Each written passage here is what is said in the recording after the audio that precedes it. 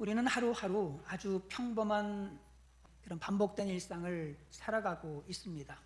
출근을 해서 사람들을 만나고 일처리를 하다 보면 한 주가 어떻게 지나가는지도 모르게 월요일인가 싶으면 주일이고, 그러다 보면 한 달도 금세 지나가 버립니다. 일에 쫓기다 보면 어떻게 세월이 가는지도 모르게 그냥 세월이 가버립니다. 그러다 보면 어느 순간 정작 중요한 사명과 영적 싸움은 뒤로 한 채 우사 아니란 삶을 살고 있는 자신을 발견하게 됩니다. 천국에 대한 소망도 없이, 예수 그리스도의 다시 오심에 대한 기다림도 없이, 지옥을 향해 달려가는 영혼들에 대한 안타까운 마음도 다 잃어버린 채 영적으로 깊이 잠들어 있는 자신과 마주하게 됩니다. 특별히 코로나19를 겪으면서 우리의 신앙생활은 너무나도 나태해져 버렸습니다. 각 교회마다 예배가 줄고, 모임도 줄고, 행사도 줄고, 기도회도 줄고, 특별 집회도 줄었습니다.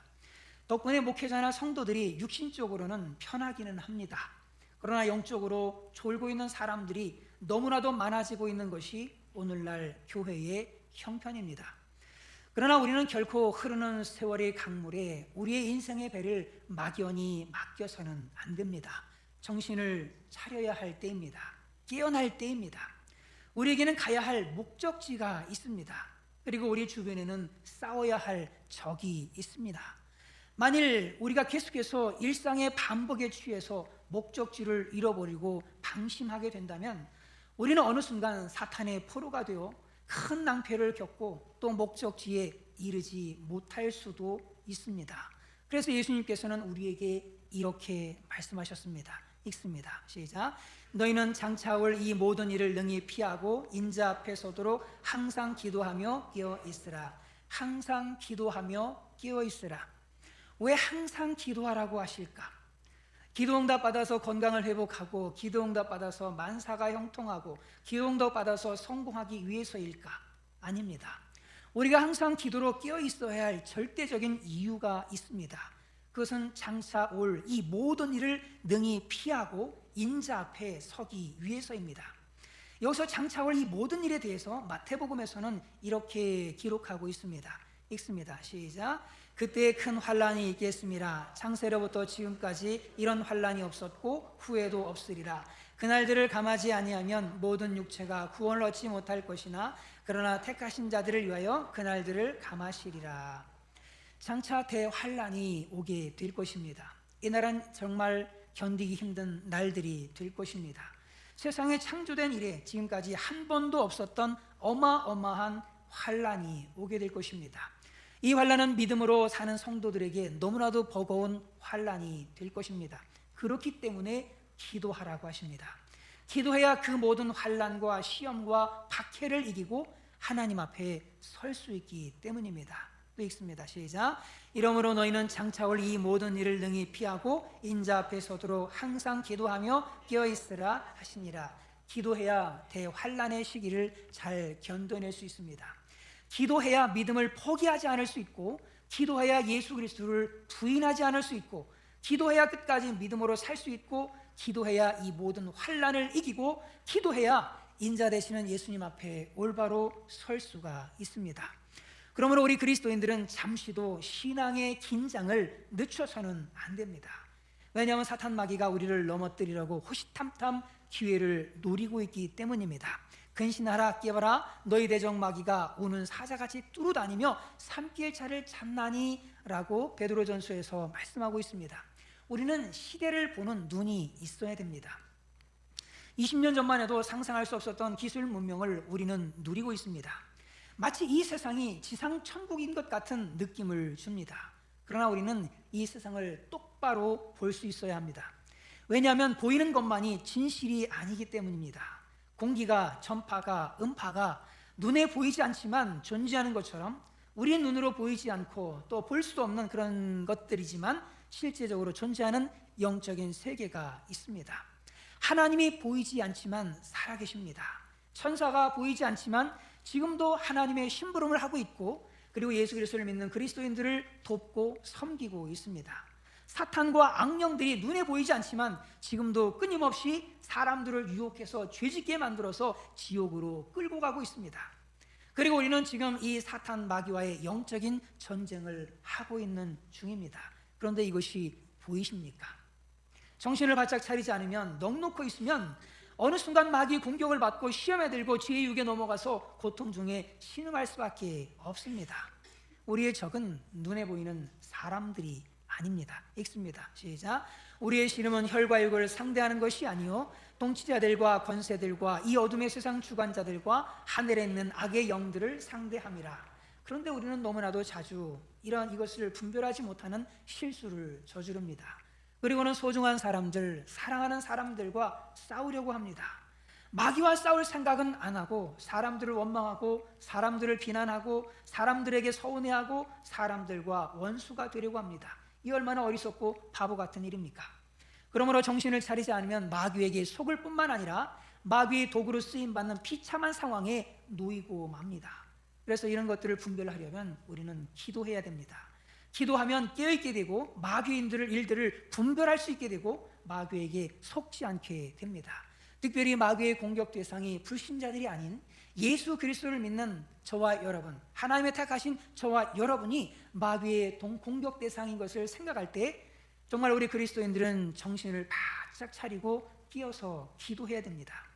그리고 두 번째로 우리가 기도로 끼어 있어야 되는 이유는요, 심판과 멸망이 갑자기 닥칠 것이기 때문입니다. 그러나 기도하는 사람들에게는 결코 갑작스러운 종말은 아닙니다. 왜냐하면 재림의 징조를 분별할 수 있는 그 분별력이 있기 때문에 그렇습니다. 예수님께서 재림하시기 전에 반드시 이런 징조가 있을 것이라고 말씀하셨습니다. 읽습니다. 시작. 무화과 나무의 비유를 배우라. 그 가지가 연하여지고 잎사귀를 내면 여름이 가까운 줄을 아나니 라고 말씀하죠. 무화과 나무의 가지가 연해지고 잎사귀를 내는 것 같은 그런 징조들이 예수 그리스도께서 오시기 전에 있게 될 거다라는 말씀이에요. 이런 징조들이 보이면 곧 심판, 마지막 종말, 이것이 가까이 왔음을 인지하고 우리는 더더욱 정신을 차리고 기도해야 된다라는 말씀이에요. 다니엘서에서는요, 예수님께서 오시기 전에, 그러니까 바르고 오시는 그 타임에 어떤 징조가 나타날지 이렇게 예언하고 있습니다. 4절 말씀을 읽습니다. 시작. 다니엘아, 마지막 때까지 이 말을 간수하고 이 글을 봉함하라. 많은 사람이 빨리 왕래하며 지식이 더하리라. 첫째로 예수님께서 재림하시기 전에 시대적인 상황은 사람들이 빨리 왕래하는 시대가 될 거라는 겁니다. 그런데 요즘 시대의 모습이 많은 사람이 빨리 왕래하는 시대인 것 같습니다. 비행기의 발달과 과학기술의 발전으로 인해서 많은 사람들이 안방 드나들듯 전 세계를 여행하고 있습니다. 두 번째로는 지식이 급증하는 시대가 될 것입니다.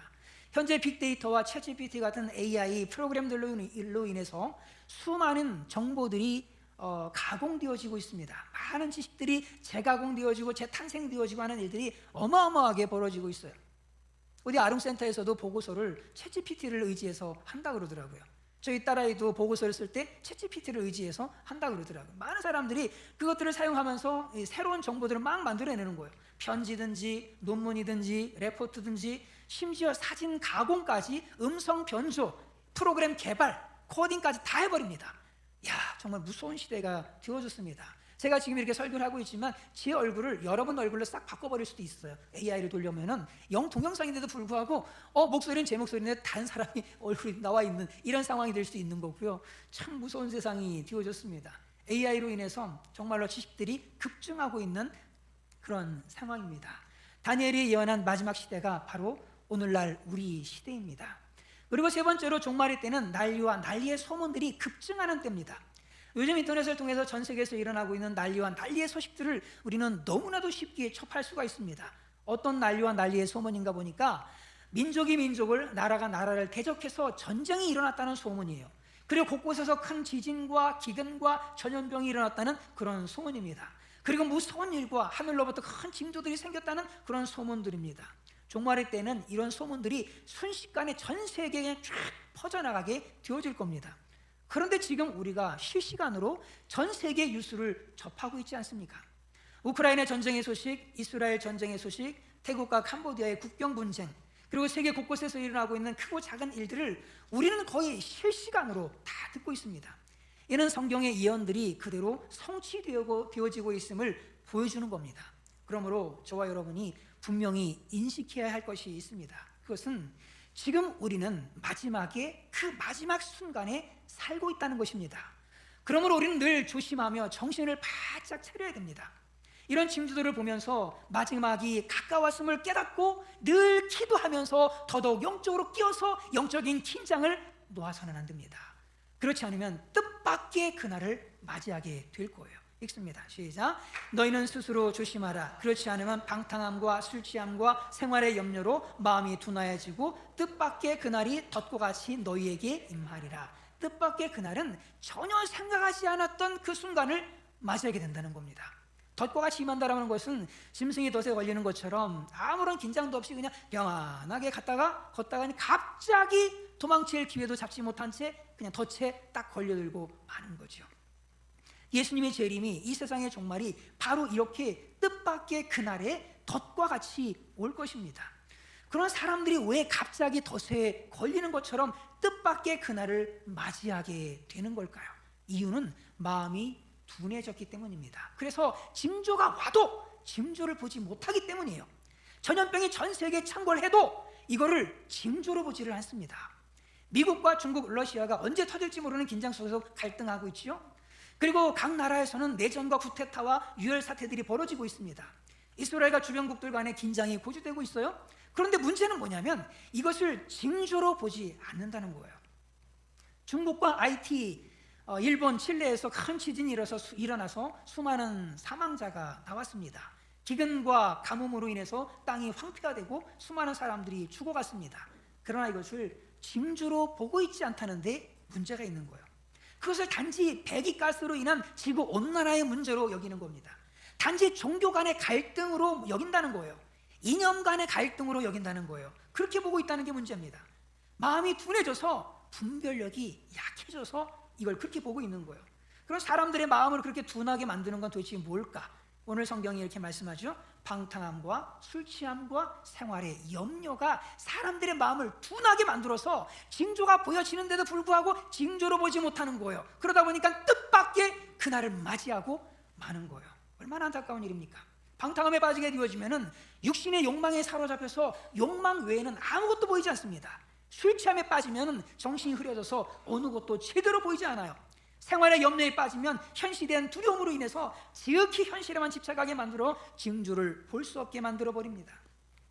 우리가 이렇게 방탕함과 술 취함과 생활의 염려에 우리의 마음을 빼앗기게 되면 결국 하나님의 나라도 다시 오실 예수님도 마지막 때의 징조도 주신 사명도 그 어느 것도 보이지도 않고 그 어느 것도 생각나지 않아요.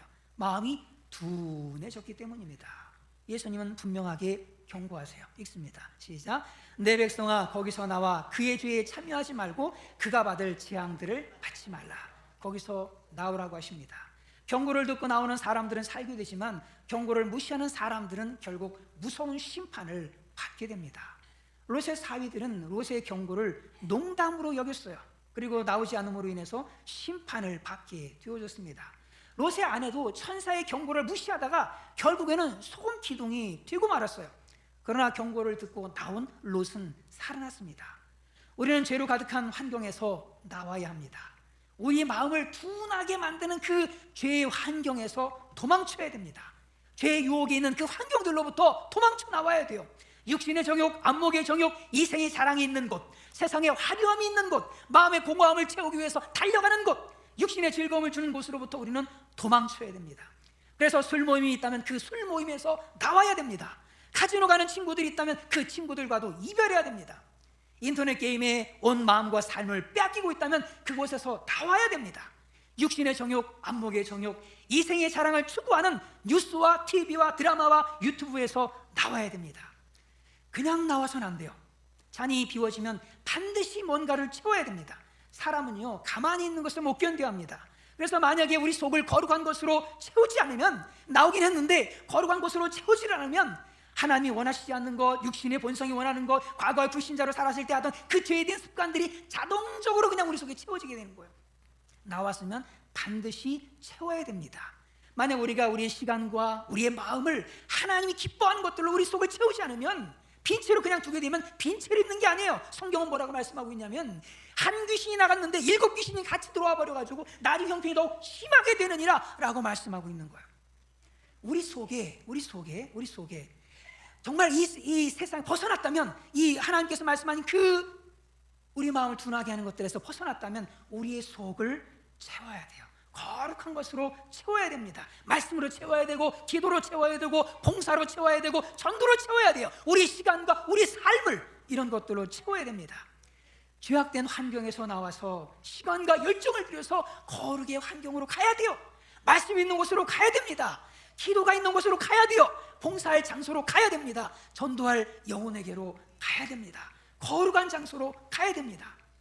우리가 비록 반복된 일상의 삶을 하루하루 살아가고 있지만, 정신을 바짝 차리고 그 죄악된 환경에서 탈출해서 하나님의 임재가 있는 거룩한 장소로 날마다 나아갈 수 있기를 간절히 바랍니다. 그곳에서 하나님 그렇게 쓰서 우리 성도들과 함께 기도하면서, 함께 교제하면서, 함께 하나님을 찬양하면서 성령의 공동체를 이뤄갈 수 있기를 간절히 바랍니다. 우리의 마음을 둔하게 하는 죄의 환경에서 나와서 거룩한 환경으로 가는 이런 것들은 다른 사람이 해줄 수가 없어요. 제가 해줄 수 있는 일이 아닙니다. 부모가 해줄 수 있는 일이 아니에요. 하나님이 해줄 수 있는 일도 아닙니다. 그것은 스스로 해야 됩니다. 읽습니다. 시작. 너희는 스스로 조심하라. 그렇지 않으면 방탕함과 술취함과 생활의 염려로 마음이 둔하여지고 뜻밖의 그날이 덫과 같이 너에게 임하리라. 스스로 나와야 돼요. 스스로 조심해야 됩니다. 스스로 죄의 환경에서 나와야 돼요. 스스로 거룩한 환경으로 가야 됩니다. 스스로 자신의 의지와 결단을 가지고 나아가야 됩니다. 결국 선택은 여러분 각자의 몫입니다. 저는 이렇게 얘기할 수 있겠지만 결국은 선택의 몫은 여러분 각자입니다. 제가 억지로 여러분들을 바꿀 수 없어요. 억지로 끌고 나올 수도 없고 억지로 끌고 갈 수도 없어요. 스스로 나오셔야 됩니다. 갈멜산 위에 이스라엘 백성들처럼 머뭇머뭇 거리지 마시기를 간절히 바랍니다. 무엇이 참신인지, 바알이 참신인지 아니면 여호와 하나님이 참신인지 우리가 분명히 안다면 머뭇머뭇거리지 마시고 분명하게 버릴 것 버리시고 스스로 하나님을 섬기시는 모두가 되시기를 간절히 바랍니다. 분명한 결단이 있기를 간절히 바랍니다. 결론적으로 우리가 기도로 끼어 있어야 될 3가지 이유가 있습니다. 그것은 마귀가 삼킬 자를 찾아다니고 있기 때문입니다. 여러분, 마귀에게 삼킴을 당하시겠습니까? 마귀의 공격 대상은 예수 그리스도를 모르는 불신자들이 아니에요. 예수 그리스도를 믿는 저와 여러분들이 마귀의 공격 대상입니다. 그 마귀에게 삼킴 당하지 않으시려면 기도로 끼어 있으셔야 돼요. 그리고 종말이 한순간에 갑자기 다가올 것이기 때문에 그렇습니다. 우리는 기도해야 돼요. 그러나 우리가 기도하게 되어진다면 우리 영적인 눈이 열려져서 징조를 볼 수 있는 눈이 열려져서 갑자기 오지 않아요. 우리는 그날을 대비하게 되어지는 거예요. 기도로 끼어서 대비하게 되어집니다. 우리가 기도로 끼어서 하나님께 주시는 징조들을 잘 분별해서 예수 그리스도의 다시 오심을 준비하며 기다리면 끼어있는 그런 지혜로운 5 처녀들이 다 될 수 있기를 간절히 바랍니다. 사랑하는 여러분, 예수 그리스도의 오심은 심에도 가깝습니다. 여러분, 그 징조를 보고 계십니까? 뉴스를 보실 때는 그냥 보시면 안 됩니다. 세계의 소식을 들을 때는 그냥 들으시면 안 되는 거예요. 그걸 보시면서 우리는 징조를 볼 줄 알아야 돼요. 성경에 예언된 마지막 때에 나타날 징조들이 어떻게 나타나고 있는지를 보셔야 됩니다. 예수님이 언제 오실지는 몰라요. 아무도 모릅니다. 아무도 몰라요. 그 날짜를 특정한다면 그것은 이단입니다. 아무도 몰라요. 그러나 우리는 징조를 통해서 가까이 오심을 알 수 있고, 징조를 보면서 내가 더더욱 끼어 있어야 되겠구나, 내가 더더욱 기도해야 되겠구나, 내가 내 영혼을, 내 마음을 무디게 만드는 것들, 이것들을 하나하나 버려야 되겠구나 라는 것을 우리는 그 징조를 보면서 깨닫고 돌이키고 회개하고 결단하고 나오고, 그리고 그 속을 기도로 채우고 말씀으로 채우고 하나님께서 원하시고 기뻐하시는 영혼 구원의 삶으로 채우고 하나님의 교회를 세워가는데 내 작은 시간과 내 작은 능력을 헌신하는 것으로 채우고, 그렇게 할 때 여러분에게는 덫과 같이 갑작스럽게 우리 주님께서 오시지 않을 겁니다. 우리는 정말 주님의 오심을 기대하다가 정말 기쁨으로 우리 주님을 맞이하게 되어질 겁니다. 이 시간에 우리가 기도해야 될 것은, 회개하면서 기도했으면 좋겠습니다. 그것은 내 속에 내 마음을 무디게 만들고 내 영혼을 무디게 만드는, 내가 버려야 될 것들, 내가 탈출해야 될 것들, 나와야 될 것들 분명히 나오고자 하는 결단들이었으면 좋겠습니다. 머뭇머뭇거리면서 나올까 말까 머뭇머뭇거리지 마십시오. 머뭇머뭇거리다가 우리 주님께서 오시면 낭패를 당하는 거예요. 사랑하는 여러분, 이 시간에 우리 기도하면서 분명한 결단 드리길 원합니다. 분명히 나올 수 있기를 바랍니다. 술 취하면서 나오고, 방탕하면서 나오고, 생활의 염려에서 이제 우리들 나오기를 원합니다. 주님께서 거기서 나오라고 말씀하실 그때, 이때 하나님, 모두 나오는 예산 영혼의 모든 믿음의 식구들 될 수 있도록 하나님 도와주시옵소서.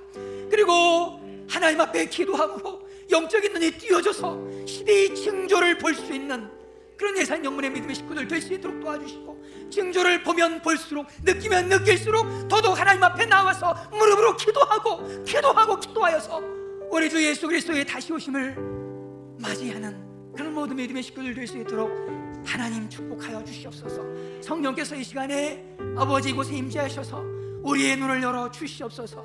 우리의 눈을 열어 주셔서 시대의 징조를 볼 수 있게 해주시고, 깨닫게 도와주시고, 아버지 하나님 나오게 도와주시고, 아버지 하나님 마지막 때 주님께서 쓰임받는 모든 믿음의 식구들 될 수 있도록 하나님 축복하여 주시옵소서.